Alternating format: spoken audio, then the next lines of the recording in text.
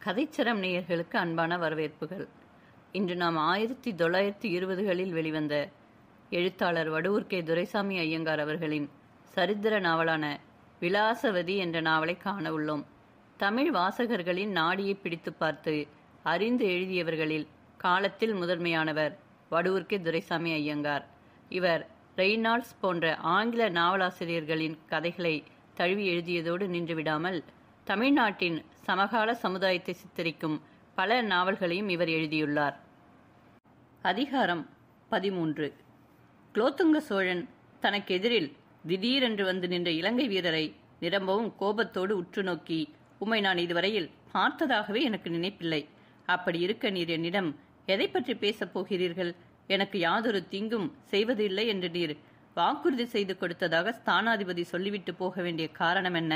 நீர் எனக்கு தீங்கு செய்ய முடியுமா? அல்லது தீங்கு செய்ய வேண்டாம் என்று யாராவது உம்மிடம் கேட்டுக்கொண்டார்களா?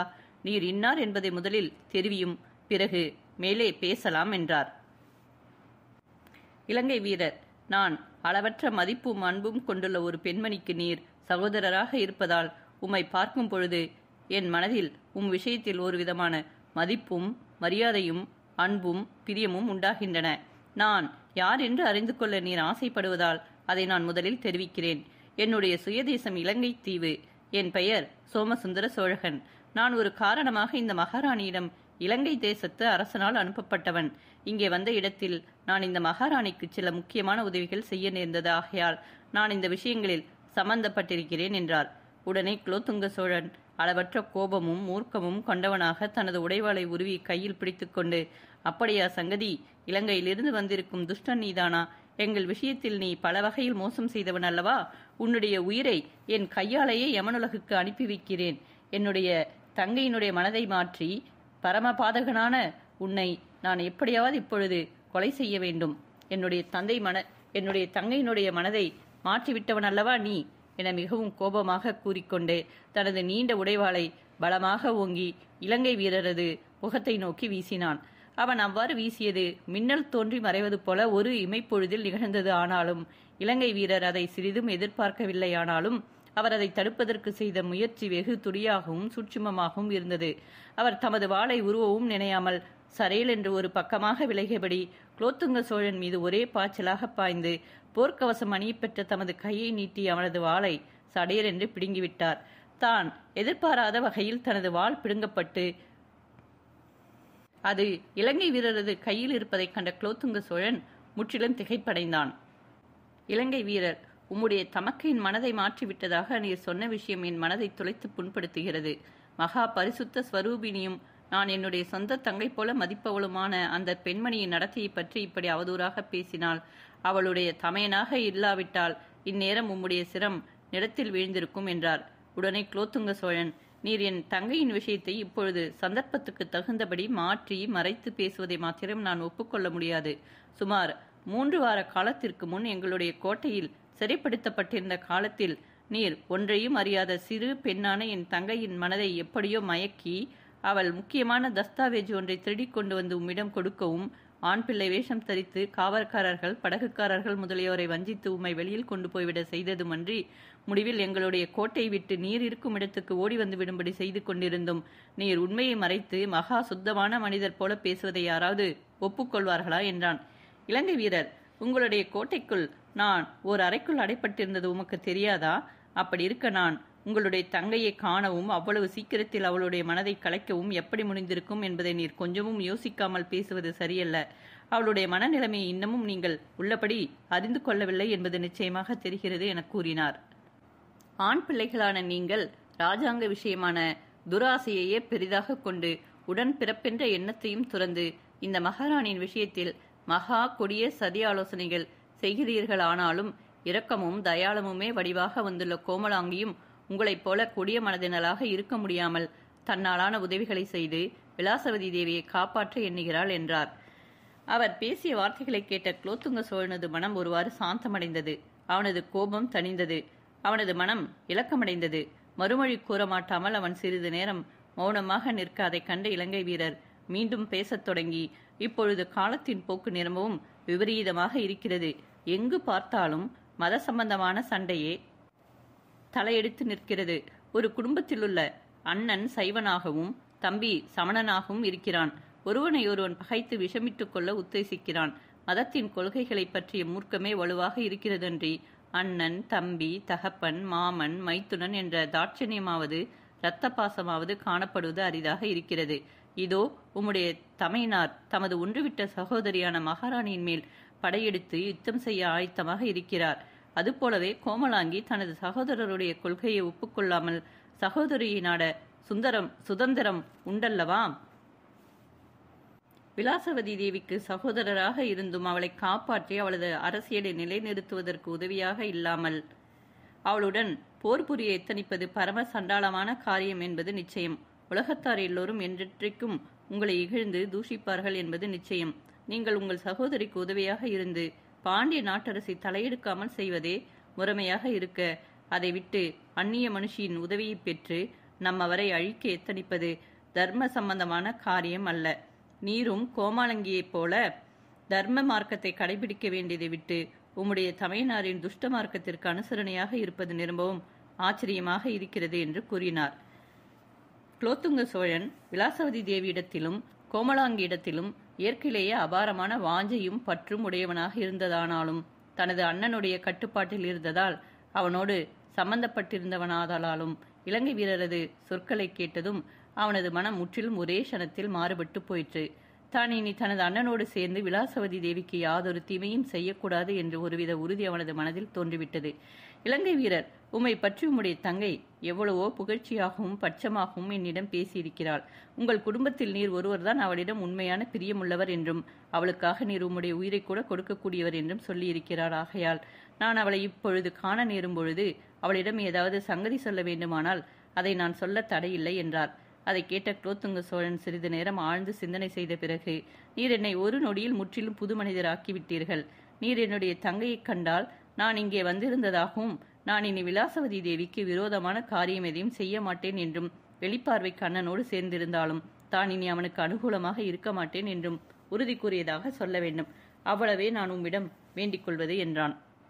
பணத்தை எடுத்துச் செல்வதற்கு இடும்பாவனம் ஜமீன்தாருடைய தம்பியாகிய நீரே இங்கு வந்திருப்பீர்கள் என்று நான் எதிர்பார்க்கவே இல்லை என்று இலங்கை வீரர் கூறினார். இங்கே வந்திருப்பது இன்னார் என்று தெரிந்து கொள்ளாமலே நீங்கள் என்னை பார்க்க விரும்பிய காரணம் என்ன? அதையும் சொல்லிவிடுகிறேன். சில முக்கியமான காரணங்களை கருதி நான் இடும்பாவனம் ஜமீன்தார் இருக்கும் இடத்துக்கு போய் அவரை கண்டு பேச வேண்டும் என்று உறுதி செய்து கொண்டிருக்கிறேன். அவர் இப்போது எங்கே இருக்கிறார் என்பதை தெரிந்து கொள்ளலாம் என்ற எண்ணத்தோடு நான் உம்மை பார்க்க வந்தேன். என் தமையனாரையா பார்க்க போகிறீர்? அவர் உம்மை விஷமென வெறுக்கிறாரே, அவரிடம் என்ன காரியமாக போக உத்தேசம்? அவர் என்னை எப்படி மதித்திருந்தாலும் நான் அதை பற்றி கொஞ்சமும் கவலையுறவில்லை. நான் அவரை பார்த்து அவருடன் பேசுவதால் அவசியம் நன்மை ஏற்படும் என்று நிச்சயமாக நம்புகிறேன். ஜமீன்தார்களுடைய சேனைகள் முறியடிக்கப்பட்டு போவதும் நிச்சயம் சோழமாதேவி அவசியம் வெற்றி அடைவாள். இந்த சமண ஜமீன்தார்கள் எல்லோரும் சிறைப்பட்டு மரண தண்டனை பெறுவது திண்ணமாகையால் இந்த சமயத்தில் அவர்களுக்கு நற்புத்தி போதித்து பார்க்க வேண்டும் என்று நான் பிரியப்படுகிறேன். நான் சொல்வதை உன் தமையனார் கேட்பாரானால் அவர் தப்பி பிழைத்துக் கொள்ளலாம் என்றார். அதற்கு குலோத்துங்க சோழன், நீர் இடும்பாவனம் ஜமீன்தாருடைய மனப்போக்கை உள்ளபடி அறிந்து கொள்ளாமலே பேசுகிறீர். 2 தடவைகளில் நீர் அவரை வென்றுவிட்டீர். 2 தடவைகளில் அவர் உம்மால் அவமானப்படுத்தப்பட்டிருக்கிறார். அதுவுமின்றி நீர் பல வகையில் அவருடைய ஏற்பாடுகளை கெடுத்து அவர் ஏமாற்றமடைந்து போகும்படி செய்திருக்கிறீர். ஆதரவாக எண்ணி எதிர்பார்த்திருந்த பாண்டிய நாட்டு திரவியத்தையும் அபகரித்துக் கொண்டீர். ஆகையால் அவருக்கு மீது ஏற்பட்டிருக்கும் பகைமைக்கும் கோபத்துக்கும் வெறுப்புக்கும் அளவு சொல்ல முடியாது. இந்த சமயத்தில் நீர் அவரிடம் போய் அகப்பட்டுக் கொள்வது பைத்தியக்கார செய்கை என்றே நான் கூறுகிறேன் என்று குலோத்துங்கன் கூறினான். அவரால் எனக்கு யாதொரு தீங்கும் நேராது என்றே நான் நினைக்கிறேன். அவருடைய முத்திரை மோதிரம் என்னிடம் இருக்கிறது. தம்முடைய வாக்குறுதியும் மறந்து விடுவார் என்றாவது எனக்கு தீங்கு செய்வார் என்றாவது நான் எண்ணவே இல்லை. எப்படியாவது இந்த போர் நடவாமலும் கோமலாங்கி தமையனாருடைய உயிர் போகாமலும் தடுப்பது என்பதே என்னுடைய முக்கியமான கவலை என்றார். மேலும் நான் இப்பொழுது அவர்களுடைய நன்மையொன்றையே கருதி வரப்போகிறேன். நான் என்னுடைய பணிமகன் ஒருவனை மாத்திரம் அழைத்து கொண்டு வரப்போகிறேன். இப்படி நான் புறப்பட்டு அவர்களிடம் வருவதை வேறு யாரிடத்திலும் சொல்லப் போவதுமில்லை என்றார். அப்படியானால் சரி, அவர்கள் எங்கே ஒளிந்து கொண்டிருக்கிறார்களோ அவ்விடத்துக்கு நான் உம்மை அழைத்து கொண்டு போக தடையில்லை. நான் உங்கள் இருவரையும் என்னோடு கூட அழைத்து போக ஆட்சேபனை இல்லை. ஆனால் இந்த ஊரிலிருந்து ஒன்றாக சேர்ந்து புறப்படுவது நல்லதல்ல. நீர் புறப்பட்டு கொஞ்ச தூரம் போன பிறகு நான் புறப்பட்டு வருகிறேன். நாம் எந்த இடத்தில் எப்பொழுது சந்திப்பது என்பதை மாத்திரம் குறித்துவிடும். அந்தபடியே நான் என் நாளோடு வந்து சேர்கிறேன் என்றார். சரி, அப்படியே ஆகட்டும். நான் சரியாக 5 மணிக்கு புறப்பட்டு காவிரி, கொள்ளிடம் முதலிய ஆறுகளை கடந்து திருவெள்ளரை என்ற ஊரண்டை காத்து கொண்டிருப்பேன். நீர் சரியாக 6 மணிக்கு அங்கே வந்து சேரும். இந்த இடம் திருச்சிராப்பள்ளியிலிருந்து சுமார் 7 மைலுக்கு அப்பால் இருக்கும் என்றார்.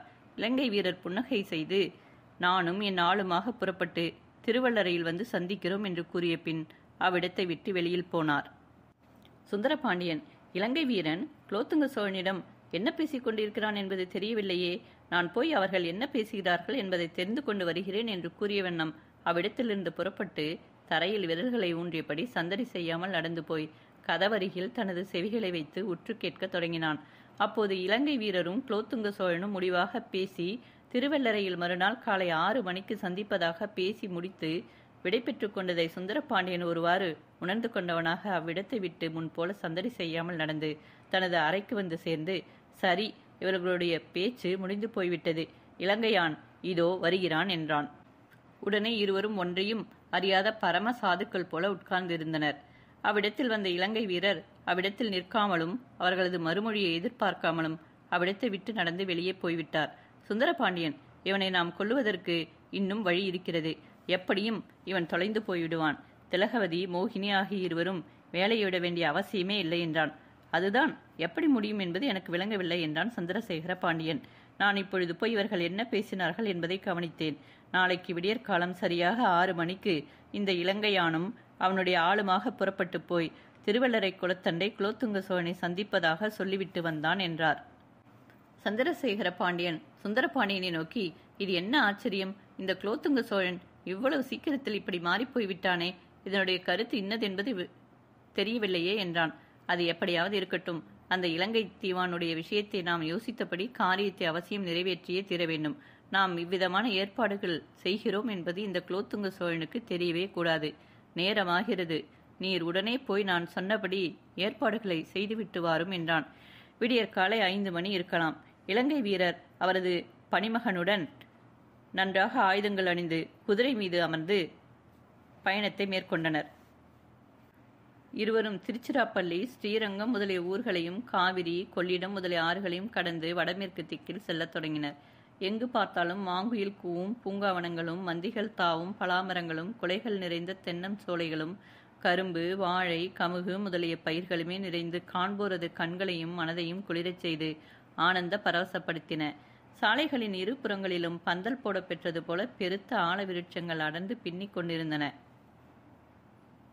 ஆனால் அதற்கு அப்பால் இருந்த பிரதேசம் காடுகளும் மேடுகளும் கரடுகளும் கிடுகிடு பாதாளங்களும் நிறைந்ததாக தோன்றியது.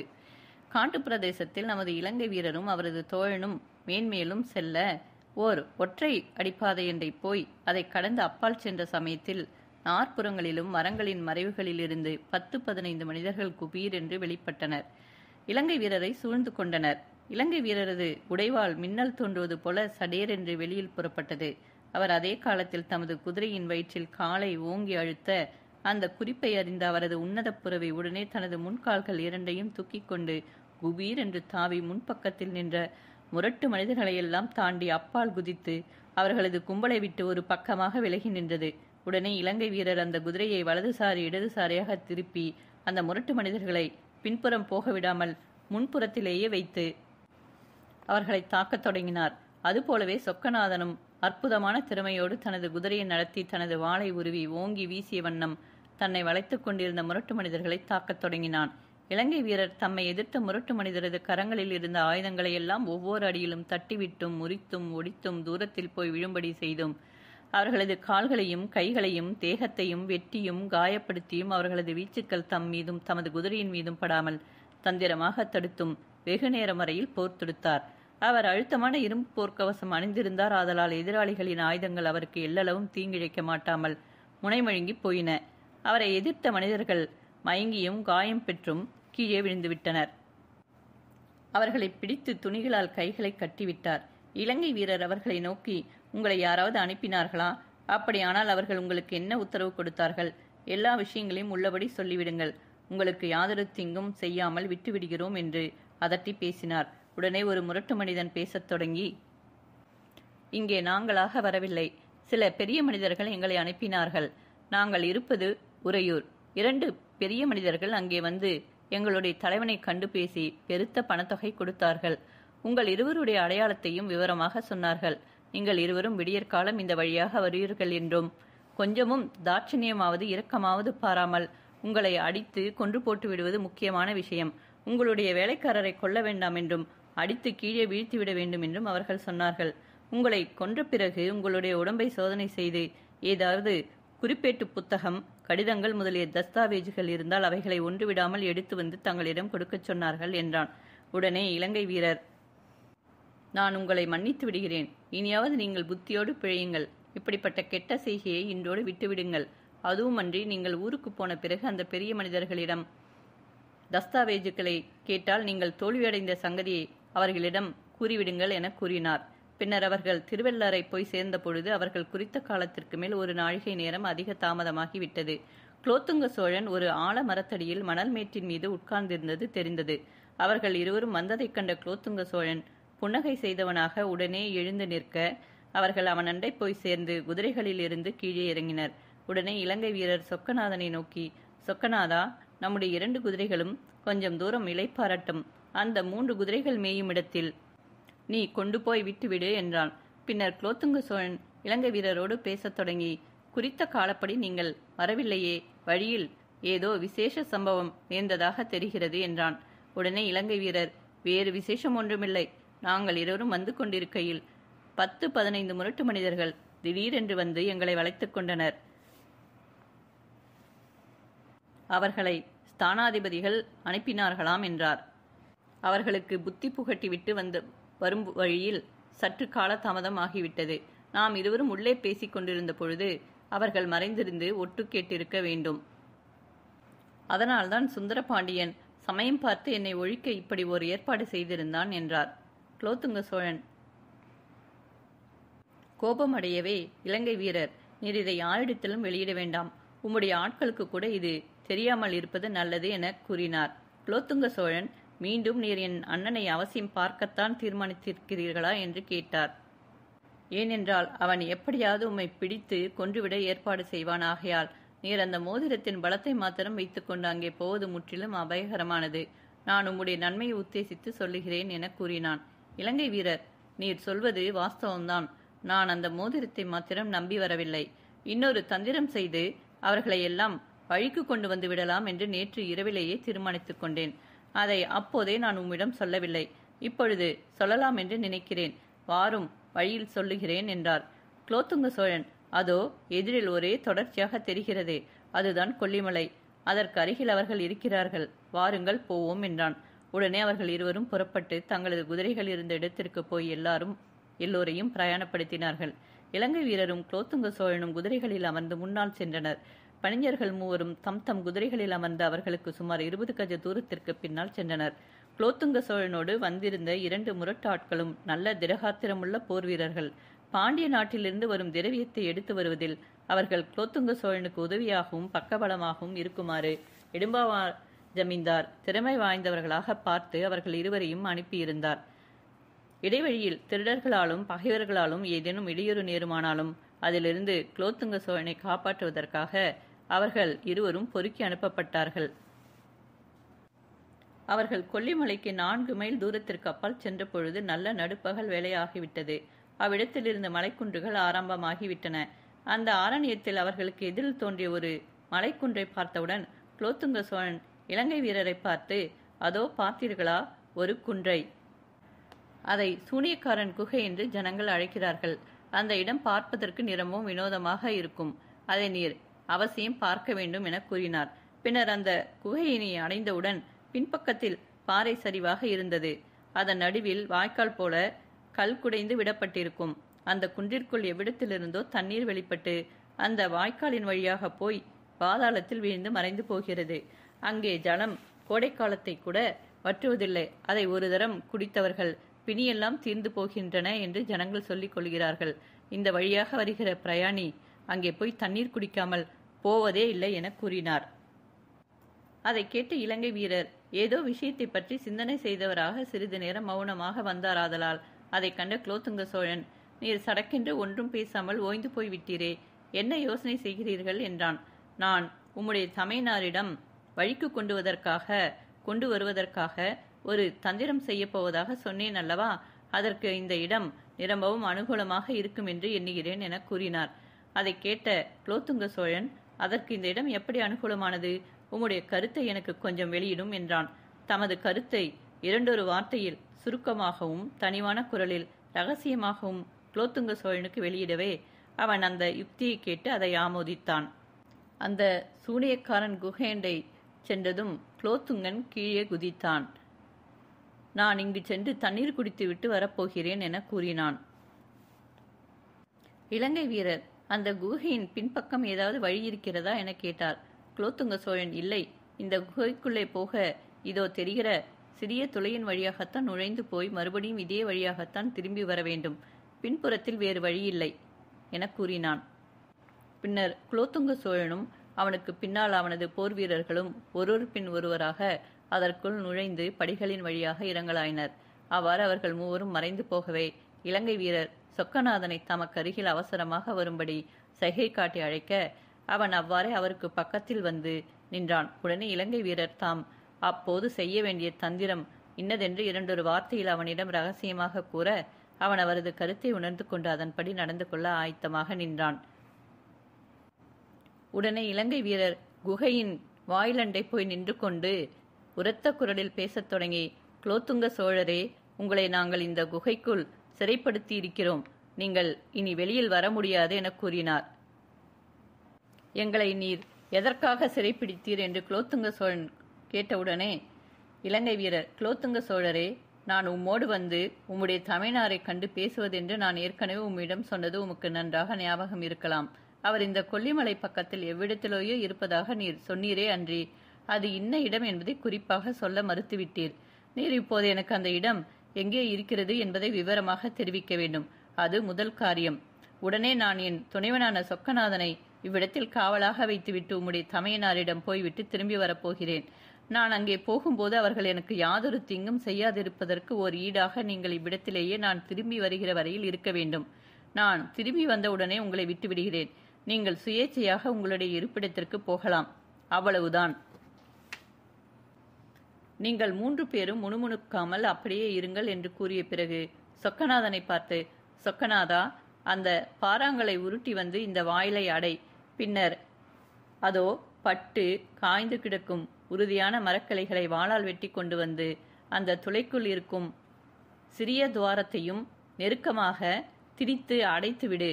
நான் போய்விட்டு சூரியன் அஸ்தமனம் ஆவதற்குள் இங்கே திரும்பி வராவிட்டால் எனக்கு அவர்கள் ஏதோ கெடுதல் செய்து விட்டார்கள் என்று நினைத்துக்கொள். உடனே நெருப்பை பற்ற வைத்து இந்த கட்டைகளை கொளுத்திவிடு. இந்த அக்னியின் ஜுவாலை உள்ளே தாக்கி அங்கே இருப்பவரை ஒரு க்ஷணத்தில் கொண்டு விடுவது நிச்சயம் என்று உரத்த குரலில் கூறினார். பின்னர் இலங்கை வீரர் குலோத்துங்க சோழரிடம் தம்முடைய குறிப்பு புத்தகத்திலிருந்து ஒரு காகிதத்தை எடுத்து பென்சிலும் வைத்து அவரிடம் கொடுத்து, அதில் உம்முடைய கையால் 2 வாக்கியங்கள் எழுதி கொடுங்கள். அவர்கள் எனக்கு யாதொரு கெடுதலும் செய்யாதிருப்பதற்காக ஈடாக உம்மை நாங்கள் பரம ரகசியமான ஓரிடத்தில் சிறை வைத்திருப்பதாகவும் சூரிய அஸ்தமான சமயத்திற்குள் நான் பத்திரமாக திரும்பி அந்த இடத்திற்கு வராவிட்டால் உம்முடைய உயிர் உடனே போய்விடும் என்றும் இந்த காகிதத்தில் நீர் உம்முடைய கைப்பட எழுதி கையெழுத்து செய்து என்னிடம் கொடும்.